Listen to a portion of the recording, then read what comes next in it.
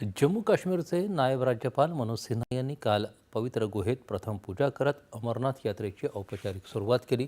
बाबा बर्फानीच्या सर्व भक्तांनी या यात्रेसाठी मोठ्या संख्येनं भेट दिल्याचं आवाहन मनोज सिन्हा यांनी केलं।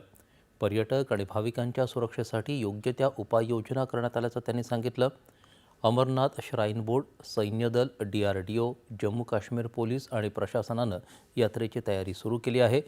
तत्पूर्वी उपराज्यपालांनी आज बालटालला भेट दिली आणि बालटाल बेस कॅम्प रुग्णालयामधील वैद्यकीय आणि आरोग्य सेवेच्या व्यवस्थेचा आढावा घेतला। त्यांनी अधिकाऱ्यांशी संवादही साधला। अमरनाथ यात्रा पुढील महिन्याच्या 3 तारखेपासून दक्षिण काश्मीरच्या अनंतनाग जिल्ह्यातल्या पहलगाम ट्रॅक आणि मध्य काश्मीरच्या गंदरबल जिल्ह्यातल्या बालताल या दोन्ही मार्गांवरून एकाच वेळी सुरू होईल। यात्रेचा समारोप 9 ऑगस्टला होणार आहे।